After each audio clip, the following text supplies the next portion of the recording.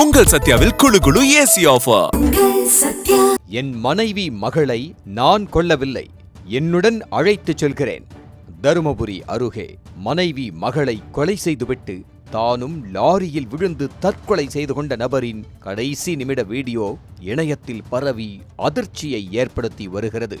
தருமபுரி அன்னசாகரம் பகுதியைச் சார்ந்தவர் சின்னசாமி. இவரது மகன் சந்தோஷ்.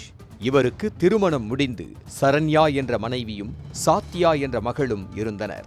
இந்நிலையில் சந்தோஷ் தனது சொந்த ஊரான அனுசாகரத்திலிருந்து தருமபுரி கோட்டை கோயில் பகுதியில் உள்ள அபார்ட்மெண்டில் குடியிருந்து வந்தார். இவர் ட்ரேடிங் பிசினஸ் மற்றும் ரியல் எஸ்டேட் தொழில் செய்து வந்துள்ளார். கடன் தொல்லை அதிகமாகவே நேற்று மதியம் தன் மனைவியை கழுத்தறுத்து கொலை செய்துவிட்டு தன் மகளை எடைக்கல்லால் அடித்து கொடூரமாக கொன்றுள்ளார். பின்னர் சந்தோஷ் காரில் ஏறிச் சென்று கிருஷ்ணகிரி சேலம் தேசிய நெடுஞ்சாலை புறவடை அருகே லாரியில் மோதி தானும் உயிரிழந்தார்.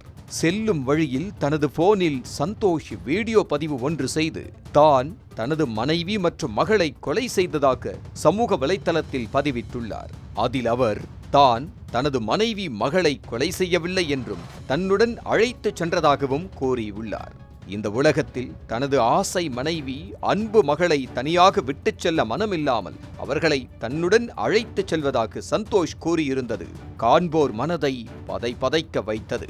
இதனிடையே தகவல் அறிந்து சம்பவ இடத்திற்கு வந்த தருமபுரி டிஎஸ்பி சிவராமன் தலைமையிலான போலீசார் பிரேதத்தை கைப்பற்றி பிரேத பரிசோதனைக்கு தருமபுரி அரசு மருத்துவக் கல்லூரி மருத்துவமனைக்கு அனுப்பி வைத்தனர். பின்னர் அதியமான் கோட்டை போலீசார் வழக்கு பதிந்து விசாரணை மேற்கொண்டு வருகின்றனர்.